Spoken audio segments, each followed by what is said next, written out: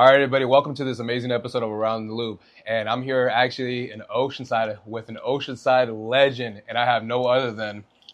Oside Blaze, man. What up? What up? Thank you for being on the show. It's an honor and I privilege. I truly you, appreciate bro, it. Thank sure, you so man. much. Appreciate it. No doubt, man. Let's do this. Yes, sir. So I just want to let everybody know I'm tapping in with Oceanside, trying to bring more folks out here, trying to bring more awareness to Oceanside, North County. That's my mission as a podcaster, and I'm here to unite people as well. So let's introduce the world, who you are. Let's tell them a little bit about yourself. For sure, man. Well, my name is Oside Blaze, man. You know, I've been doing this for a minute, dog, and been representing Oceanside, man, and just holding it down. You feel me? Yes, sir.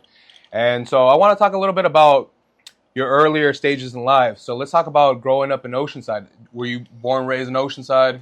Nah, man. I was actually born in Guadalajara. You know what I mean? Really? Yeah, I was born in Jalisco out there in Zapopan, you know what I mean? Shout out Yes, sir. Zapote, Balcones del Sol, you know what I'm saying? Oh, shout out to the Rasta. Yeah, I was born out there, man, and I came out here when I was like 6 years old. Yes, sir. You know, basically crossed the border with my moms and my sister and stuff. And my dad was already out here, man. Like my dad came out here, he's he was out here like picking apples and doing all that stuff when he first came out here. And eventually when he got to Oceanside, then that's when he tried to bring us out here when he was like a little bit more settled in.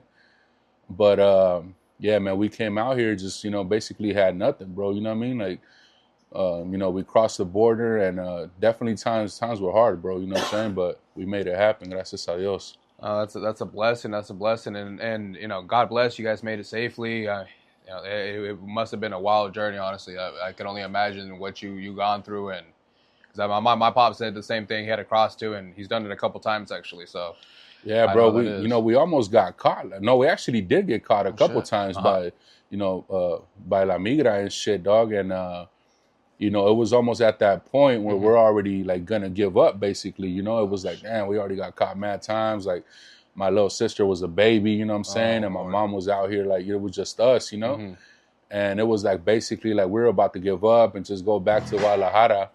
And one of my uncles, man, like he was basically like, you know what, I'm gonna go with you guys, like I'm gonna help you guys out, So he came out here, he went out and met us. We were right there like in TJ, bro, like in like back then it was like basically like a little sewer thing, bro. I don't even know how to describe it, but it's basically like a little canal. Yes, where you had like all the people that were trying to cross the border just waiting there, you know what I mean? Like that was the first time that I ever ate a noodle soup, bro. That we didn't, it was basically like we were struggling, and it was me, my mom, and my sister, and I remember that we were like starving, bro. And then this one lady came up to us and she was like, "Hey, like, are you guys good and everything?" And she saw that we didn't have no food and stuff, so she offered us some noodle soups for me and my mom and my little sister.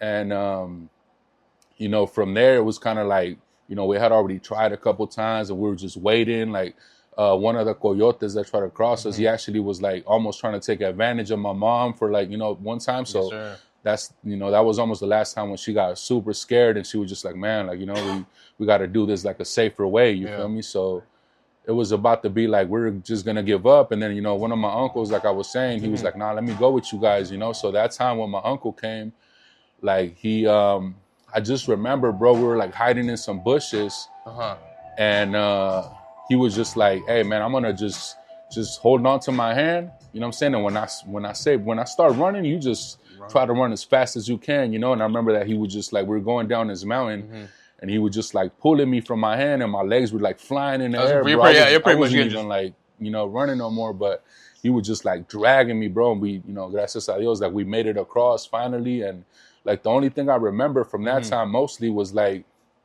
we came to this big ass fence, you know what I mean? Like this super big ass, tall ass fence, bro. And across the street you could see a McDonald's, you know what I mean? So I'm pretty sure it was right there in San Isidro where that McDonald's, I'm not even exactly sure, but I just remember seeing a McDonald's across the street. And so, they freaking, helped us jump that big ass fence. And when we came across, the first thing we did was go hide in that McDonald's, you know what I mean? So we went inside that McDonald's, bro, and it was crazy because I remember that was the first time that I ever tasted like a McDonald's hamburger. And I thought it was the nastiest shit ever, bro, because I was used to eating like tacos and shit and fucking quesadillas that my grandma, rest in peace, used to be cooking all the time. Oh. And I was like, man, this shit is super nasty, bro. Like, you know, but I wasn't expecting it was that. crazy, man. It was a little journey, bro, for sure. But gracias a Dios, like we made it across, and Oceanside was the first city that we ever landed in. You know what I mean? And I mean, I didn't know no English, like nothing. You know, it was like kind of new. And the reason what motivated me, like as I remember being like a little kid, and I was like, damn, I don't want to do this no more. Like running in the bushes and getting bit by mad mosquitoes and like getting caught by the border patrol and all this and that. And I remember my mom was like, she's like, look, when we get over there where we're going, there's a pool. And over there in Mexico, I had never seen a pool or been in no water or nothing, you know? So I was like, damn, I was thinking about the pool and I just wanted to be like swimming every day. And like, you know, that's what like, I was like, okay, like, you know? So when we first got to, you know, the first city we got to was Oceanside, bro. You know what I mean? So we got to Oceanside, and from there we moved around like a grip of times. I remember being a kid and, you know, going from school to school like freaking 5 or 6 times. Like I went to, you know, a bunch of different schools, and even like schools in San Marcos and Vista, like all kind of stuff. I remember I went to this one school in San Marcos, man, and I was there for like 1 day, bro. And they gave me all the books, like everything to start like my classes. And then the next day, like, oh, we got to move again, you know? So that last time that we moved was when we finally ended up back in Oceanside and stuff, you know what I mean? So, and ever since then, we just, you know, stayed in Oceanside, bro. Oh, I appreciate you sharing that. That's one hell of a fucking journey, honestly. It really is. Yeah, it was crazy, That's inspiring. Man. So I want to ask, okay, so let's talk a little bit about the early days in Oceanside. So how was that? How was Oceanside growing up for you? Well, it was pretty cool, man. I you know, I was fortunate to meet like some cool people and stuff growing up. Cause you know, it was basically like a bunch of just Mexicans, bro. It was still like a bunch of Mexicans around, you know what I'm saying? I feel like Oceanside definitely has like a lot of Mexican, you know, people and like culture still like in it, you know what I mean? So you know, thankfully like a lot of people like, you know, kind of helped us out too. Like we found some people that we could rent a room with and stuff like that. And you know, it was cool, but definitely like I started to see like a lot of violence also, man. Just like, you know, that was the first time that I ever seen like, you know, gangs, or even was like, you know, I remember being in the apartment and just hearing like shootings at night. Yeah, or, like, I want to ask, what was your first experience of that? What was your first experience? Do you recall it? Do you remember that? Well, yeah, man, I just remember like, you know, a bunch of things. Like I said, like, you know, hearing gunshots and shit like that all the time, and like especially because we were right there in the Mid Valley, you know what I mean? So we would always hear like gunshots and shit would always happen. And I remember one time, man, I was like a little kid, bro, and like, because we literally wouldn't even go outside too much just because of everything that, you know, like my parents would just like keep us inside and stuff. But I remember like we lived in some apartments and stuff where we had like a little balcony upstairs. Okay. And one of the kids that was renting there, like with their family that was renting there in that apartment too, like we were playing outside. And like just I remember like that the ball fell out from the balcony, and some dudes were walking by, homie. Like they, you know, they were definitely like, you know, some cholos and shit like that. And they fucking, you know, we were little kids, bro. And they grabbed our ball and they fucking like popped it in front of us and were like fucking laughing and shit like that. So I was like, what the fuck? You know, they were like straight on some asshole shit. But, you know, just like, just stuff like that, you know. But it's crazy though, because as I started getting older and stuff like that, like, you know, I never, you know, claimed a set or was like, you know, and not because, you know, I didn't want to, or because you know, because a lot of homies would always be like, oh, you know, be a part of this and be a part of that. Yes, sir. But I just felt like I never wanted to be a follower, homie. Like I was born to be like a leader, you know what I'm saying? So I wasn't going to be listening to what anybody else had to tell me to do or how to dress or how to do anything, you know what I'm saying? So I always felt like I was a leader, and that's why, you know what I'm saying? But I was always, you know, a hustler, bro, you know what I'm saying? Like, and that's why I was always cool with all the gangsters too, you know what I'm saying? Because I was a hustler. I was always looking for ways to make money, like, you know what I'm saying? So like selling weed, there, fucking selling all kinds of shit. Well, you earned your respect. That's what it was. You worked your way to earn that respect. Yeah, bro. That's good. Up. And so I want to talk about the name. So how did you come up with the name? How did the name originate for you? Or did you go through a couple of changes? It's crazy, bro, because when I first started rapping, I was like, you know, like 16 years old, bro. You know what I'm saying? And younger than that, bro. Like in high school, man, I was like, you know, basically like I really didn't even have no homies and shit or nothing like that. You know what I'm saying? Like, I remember that a lot of my homies that I grew up with, like in the apartments and shit like that, they went to different high school. You know what I'm saying? So when I went to Oceanside, the high school that I ended up at, like I didn't really know too many people and stuff like that. You know what I'm saying? So I was like, and I was hella quiet, bro. Like I didn't really like talk too much and shit. You know what I mean? Like I would never raise my hand in class or no shit like that. You know what I mean? And I just remember like, you know, I like the first time I ever wrote a flow, like I was just, you know, because this other homie in class was like writing flows and shit like that. And I was like, oh shit, you know. But, you know, I was kind of intrigued by it a little bit. But when I really started getting into it, man, was like one of my cousins, man, like, because my pops used to play soccer, like in Tamarack and a bunch of like soccer fields and shit all over the place. And I remember one time one of my cousins pulled up to a soccer game and he was like, yo, man, you got to listen to this shit right here. You know what I'm saying? So he showed me this fucking track, like it was a Big Pun song. You know what I mean? Yes, sir. And when I heard that shit, I was like, whoa, what the fuck is this, bro? Like, I never heard nobody rap like that, you know what I'm saying? So it kind of intrigued me more with, like, the wordplay and how, you know, was playing with the words and stuff like that. So that's what's always intrigued me about, you know, rap music was, like, the actual wordplay, you know what I'm saying? Not just, like, you know, not just saying random words, even though at first it was like that, because, you know, you're just fucking learning and putting a bunch of words together. But eventually, like, the wordplay is what stuck with me and wanting to, like, you know, play with the words and be like, you know, just like, you know, almost like creative with it, you know what I'm saying? I see. But yeah, definitely, bro. That's like when I first started doing it. And, you know, like I was saying, like I was, you know, basically didn't have no homies or nothing. And I first was rapping and shit. But then I remember this one time we were getting off the bus. Yeah. And one of the homies, he was like, he was like, hey, man, like, he told me, hey, there's this one homie on the bus. Like, he just got to the school and, you know, he's brand new, man. But he said he wants to rap with you after we get off the bus. You know what I'm saying? Okay. So we got off the bus and then the homie was like, he was like, hey, man, like, yeah, let's rap or whatever. Yo, so we get off the bus and I'm thinking we're just going to like have a session and we're just going to be like rapping and stuff like that. You know what I mean? Like just spitting flows back together or whatever. And as soon as we get off the bus, like the homie comes up to me and he fucking takes off his backpack and he starts rapping at me. Like, he starts, what the hell? It's like a rap battling battle. Me and shit. I was like, whoa, what the fuck, you know? That was the first time I ever heard of a rap battle, you know what I'm saying? Oh, that's a crazy introduction. So he was like, yeah, man, he started fucking talking shit about me low key. And I was like, what the fuck, you know? So it caught me off guard, you know? Shout out to the homie Craze. But that fool fucking, you know, he started battling me. So that was the first time I ever, you know, even heard about battle rapping or anything like that. So that intrigued me also. I see. You know, so I spit some shit back at him, like, you know what I mean? And it was dope. So that was the first time I ever heard of rap battling. Shit, okay. So then I started getting into rap battling too, you know what I mean? Got you. I would battle like a grip of heads at school, man. Like I remember the first time that I ever, because that's exactly how the homie did it. He just, hey, man, you want to battle and like shit like that? And he just started rapping at me and shit, you know? So I remember one time I was like in high school, bro, and there was this new kid that had came from New York, bro. You know, and you know, we had PE class together, and he was like just saying like, yeah, man, like, you know, I come from New York, and I just overheard him, you know, like talking and stuff. He's like, yeah, man, I come from New York, dog, and you know, like I'm the illest rapper and this and that or whatever, you know. So I overheard him, and in my mind I was like, I'm gonna battle this fool, you know what I mean? I was like, I'm gonna battle this fool, dog. So I remember like after class, I just went up to him and I was like, hey, what's up, homie? You rap? He was like, oh, yeah, man. Like, you know, I'll be doing it. And I was like, let's battle, homie. And it kind of caught him off guard, too. He was like, oh, shit. Like, I thought this was one of my autograph and shit or something. You know what I mean? So he was like, oh, shit. And then the bell rang.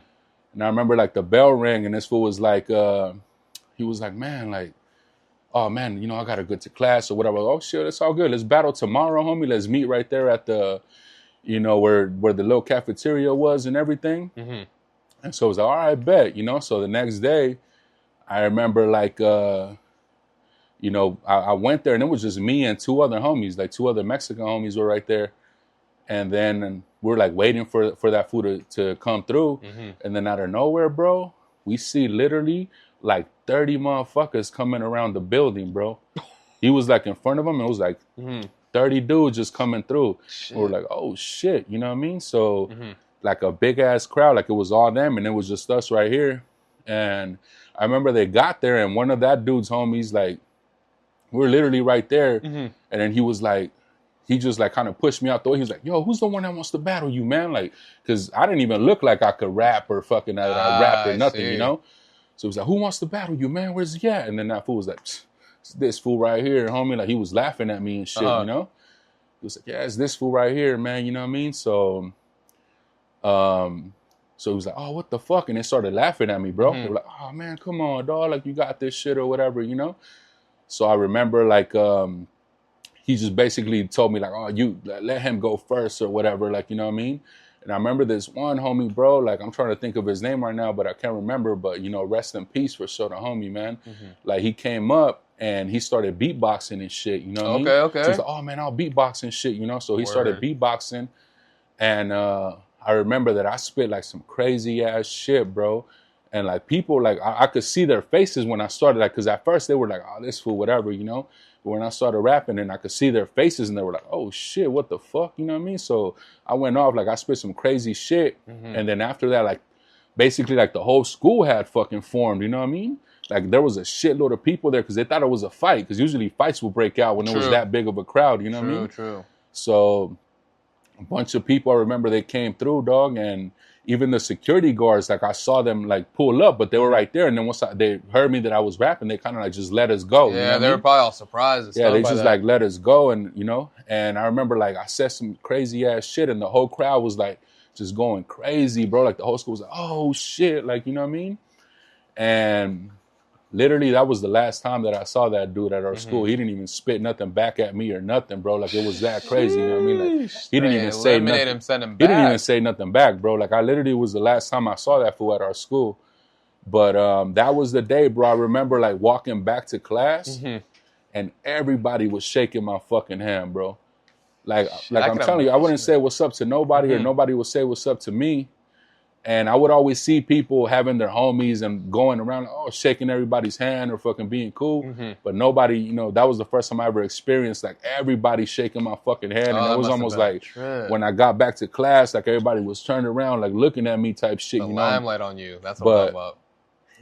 I feel like music really, you know, like, opened the freaking, you know, gate like that. But going back to that about the name, bro, it was like, that was the first time I ever heard somebody say, like, yo, man, he blazed them up. Like, yo, he blazed them up, homie. Okay, you know what I mean? See. So I was like, oh, Blaze, that sounds pretty dope, homie. You know what I mean? So at first it was just Blaze, you know what I'm saying? Like, it was just Blaze and shit. So I was like, oh, that sounds dope, homie, you know? So I just went with Blaze. And as I started, you know, making more music and stuff like that, like, eventually when I started going up to LA, like, you know, one of the homies, he introduced me to Dr. Dre's son. And when I started going up to LA, because I was from Oceanside, I'm like, oh, where you from? He said, oh, Oside. I was always repping the O. You know what I'm saying? Like, I was always repping the O everywhere that I went, bro, you know?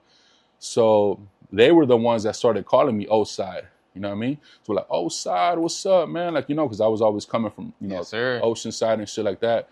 So then I was like, Oside, man, that sounds pretty dope. Like, Oside Blaze, like, you know what I'm saying? So that's how it came about. I see put both of them together. But yeah, he was one of the first ones that ever started calling me Oside. And, that's dope. You know, then at Studio One, everybody was calling me Oside and stuff like that. But that's basically how I put both of them together, like Oside and Blaze, you know what I'm saying? That's amazing. I appreciate you sharing that. And I actually took the moment, I was checking out your music and everything, your flows. Shit, it is. It's hot fire. It really is. I mean, it's that real true rap that it's like it's there and it's not there nowadays. It really is. It's almost like it's a lost art. There's some that can really still rap, and then it's like it's just wordplay. But for what you do, and it's storytelling, everything. Like it's amazing. It's amazing. The delivery, the rhythm and flow, and everything. It's just you got it. You definitely got it. And I wanted to ask, so like. Have you done performances and everything? And do you recall your first performance?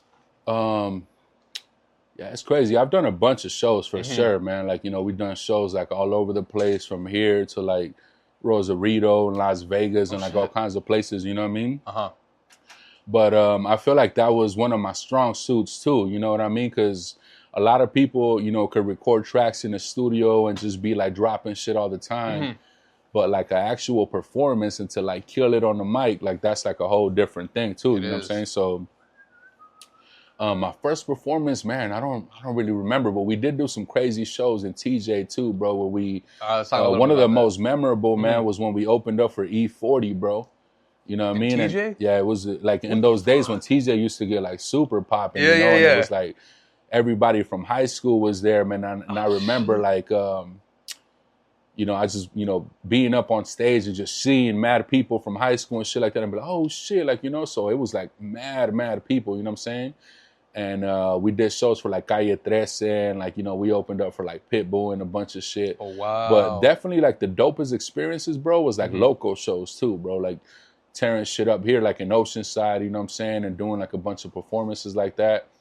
And just like repping the city everywhere, you know what I'm saying? Sir. So it's definitely dope, man. I love doing shows too. No. I ain't done no shows in a minute, but I definitely, you know, I'm trying to get back. I was about to ask, man. is there one that you're planning to do sometime soon? If not, we'll make sure we let the people know to come out and pull up. Yeah, definitely, man. Right now I'm working on a new album, but once I finish this, then for sure I might try to start doing like some more performances or some shit like that, definitely. And wanted to ask a little about this new album.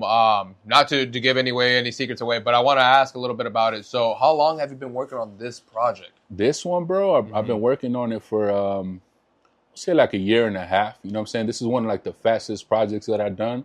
Like fastest? Okay. Before when I would do projects, man, I don't know why I would have it in my head that like, yo, if Dr. Dre dropping one album every 7 years, and I'm gonna do the same shit, you know what I mean? And take my time on them and things like that. But lately, man, I've just been writing way more and being like more focused, you know what I'm saying? Cause you know, I just been like super more motivated, dog, you know what I mean? And just like super writing way more stuff and, you know, recording way more here in the studio and stuff like that. But definitely this album, you know, I've been working on it for like a year and a half, and, you know, I'm producing all the tracks on it, you know what I'm saying? Like, and just it's coming out dope for sure, man. That's a blessing. And I wanted to ask too, you write your own lyrics from, I just got to ask, because some people have their stuff written for them. The more I start interviewing people, I start learning, it's like, okay, some do write their stuff, some it's just punching in, and some do it all in one take. Yeah. No, I've ghostwritten for people too, man. Like, you know what I mean? I've ghostwritten for people too. Okay. And, you know, I've always like written my own shit. I feel like if you really can't write your own shit as a rapper, bro, then it's just like, you know, and a lot of people do it, bro, for some reason. Like, you know, I don't know if it's doper to them or they just like to have it easy, because it is a process, dog. But when you find the fun in it to, you know, be able to write a song like from start to finish and do all that, like it's more like personal, you know what I'm saying? Like, because when somebody writes a flow for you, then you got to do the reference track. You got to show them how to spit it, and they could try to do their best to mimic that, you know what I'm saying? But it's not the same, you know what I mean? So I know a lot of people do have their stuff written for them and stuff like that, but that's not the way to go for me, definitely, dog. You know what I mean?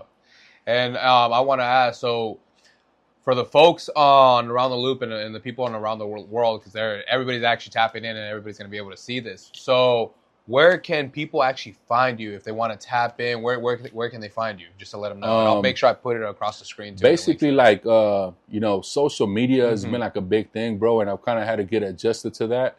Because, you know, like I started, you know, super young and stuff like that. And for some reason, I always feel like, oh, man, social media like ain't really for me and stuff. But as music is evolving, it's more like about like a marketing tool. Yeah, like your marketing and stuff, and like, you know, doing interviews and things like that, and actually people getting to know you, so they know that it's not just music, bro. Like, I don't just go in a studio just to record some shit, man. I feel like I go in the studio, bro, and I'm still doing this shit because, like you said, like lyricism and all that stuff, it is almost becoming like a lost form, bro, because nowadays it's like people focus on like, oh man, let me see how gangster this dude is, or let me see how hard this guy, or let me see how many years he's been locked up, then I'll respect him, or then I'll do this and that. But like for me, bro, it's like about hip hop, you know what I mean? Like, you know, even though I bring like that West Coast flavor to my beats, dog, because Dr. Dre was like one of my biggest inspirations as a producer, bro, and I still feel like, man, Dr. Dre gonna hear my shit one day, you know what I'm saying? And he definitely will. You know, so it's like, since I bring that West Coast flavor to it, but I still feel like that hip hop element is like, you know, what I want to keep alive too, bro. Like, you know what I'm saying? So it's not just me going in a booth and just spitting a bunch of random shit. It's because I want to keep that hip hop essence alive, bro. And like a lot of people that have it in their heart, and like I know it's like, man, like, you know, I know a lot of people spit like about, you know, being the most gangster, or being like the most this and that, but like, my shit is lyrical shit, but I put real shit up in it too. Yes, that's what I was. I'm saying? Yes, Like I I noticed put real that. shit situations, and it might take a while for people to decipher that shit. But if you really listen to my bars, there's like a lot of shit that I put in like real stories up in there, or like I'll talk about some shit that's going on at the time, or like different things like that. But I still try to keep it lyrical, you know what I'm saying, with like punchlines and different like metaphors and shit like that, you know, because I want to keep that part of it alive still. You know what I mean? I appreciate you sharing that. I really do, and I wanted to ask for the people out there on Around the Loop and around the world that are tapping in. What's some advice you can give for the people that are up and coming, people that are trying to get into a hobby? What advice can you give them? Because there's a lot of advice. Definitely don't give up, man. You know what I mean? Like, definitely don't give up. Like, if it's something that you really feel in your heart that you can do, don't give up, and don't listen to people that are giving you any advice that they never done before. Yes, sir. You know what I mean? Like, if they're telling you like, oh man, like, oh, you got this little podcast, or oh, you working on this little album, or like whatever, like, you'll be able to like distinguish the people that are hating if you pay attention to their words. You know what I mean? If you pay attention to the certain words that they use, you'll be able to tell, bro. And if you feel it in your heart that somebody's hating on you, ignore that shit and just keep going, bro. And most importantly, bro, stay connected to God, bro. You know what I mean? 100%. It's not even about religion, bro. It's not even about, you know, oh, my religion is better than this one or that and this, because God is way more than that, bro. Yes, sir. And ultimately, religion divides people. You know what I mean? And he is so great and so amazing, bro, that once you actually tap into that divine energy, man, like, he brings you to that next level. You know what I mean? Yes, sir. And like, I can definitely relate to that. It's been a blessing ever since I first started the journey of this podcast, and I gave it to the hands of the Lord, and he took control of the wheel, and I just been riding the, you know, as passenger, and it's been a blessing. It's been a blessing in a journey. So I amen to that. I do agree with you on that. Yeah, bro, because when you try to make yourself big, or when you try to take it in your own hands to be like, oh, no, I'm the shit, bro, I'm this and that, then God will humble you, bro. But if you humble yourself before God, then he will make you great in front of everybody. You know what I'm saying? So I'd rather him do that than me try to do anything. You know what I mean? Oh, I appreciate that. Thank you so much. And for folks that are tapping in with your music and stuff, when do you plan to release this upcoming project? This one's going to be out, I would say, you know, before the year is out this year. You know what I mean? Got you. It's already done, and I'm already been working on more tracks even because the album was already pretty much done. But I'm like, oh, man, I've been writing a bunch of shit. So I'm going to be featuring, doing a track with the homie Seldom Seen today, too. Oh, God bless. So, you know what I'm saying? And I don't even have too many features on his album. I was almost going to have, like, 0 features, you know what I'm saying? Shit, okay. But I'm going to have a couple features, like the homie Seldom Seen, like the homie Diesel 831, you know what I mean? Like, just a couple homies that I used to rap with, like, before from back in the day, you know? And Seldom Seen, man, he's one of the dopest, too. I'm going to have to tap in with him. And there's an open invitation to you, sir, too. I would love to have you on the podcast. If you'd like to be on it, I'll definitely reach out to you. And that would be a blessing. Seldom Seen is a legend too, man. That fool was doing stuff with Night Owl back in the day, man. Like, you know what I mean? Rest in peace to Night Owl, you know what I'm saying? And he was doing a bunch of stuff with him. And like the first time I ever heard him too, man, he was one of the nicest I ever heard too, you know what I'm saying? So doing some stuff with him, trying to do maybe a track with Mr. Shadow, you know, Mr. Little One. We'll see what happens and stuff. But definitely, bro, it's going to be sick, man. I appreciate it. And thank you so much. And just to let everybody know, this episode will be coming in a couple weeks. I'll be announcing it, and I'll be posting it on Instagram too. So make sure you guys tap in. Make sure you guys tap in on Oside Blaze. Tap it on his Instagram. I'll put the link here. Show that love, support, and make sure you guys. It's really simple. It's a simple click. Check out his music. And I'm telling you, you're not gonna regret checking out his music. His rhythm and flow is like no other. I'm telling you, and it's nice to hear true hip hop. It really is, and knowing that, you know, that art is slowly fading away, and people like him are still, you know, holding on to it and making sure that it's still alive. So I truly appreciate it. Thank you so much for being on the show. I'm looking forward to having your homies on the show one day. For sure. And also having you again on the show and just catching up with you and seeing how life is treating you as well. Most thank you so man. much for being on the show. I appreciate you for the invite, man. Like when you hit me up and you told me you was born and raised in the Oside, I was like, definitely got to show love to all of my Oceanside peeps, man, and everybody that's doing it in the Oside and holding it down for the city. Like Oceanside is like a culture in its own too. You know what I mean? Like, you know, we're from, you know, in San Diego County and stuff like that. And I feel like sometimes people kind of excluded us for a minute because we're like way at the very top and the very end. You know what I'm saying? But Oceanside, everybody that's from the O and that reps the city, man, they know it's like a whole different culture in its own, man. You know what I'm saying? So proud to be from Oceanside and hold it down. You know what I mean? Shout out to Oceanside and all the beautiful people out here, the beautiful culture. And I'm letting you guys know, I'm putting Oceanside on the map, and so is everybody else. And we're working our way to make sure that you guys know who we are. And, stay tuned, because it's not just LA, San Diego. It's going to be Oceanside too. I'm telling you guys, so much talent, so many bright faces. And it's just amazing. It's been an amazing journey. So tune in, y'all. And like I said, it's been an honor and privilege to have you on the show. So thank you so much. I appreciate it. Appreciate you, man. See you next time for sure, man. Let's do it. Appreciate it. And thank you. And that's a wrap.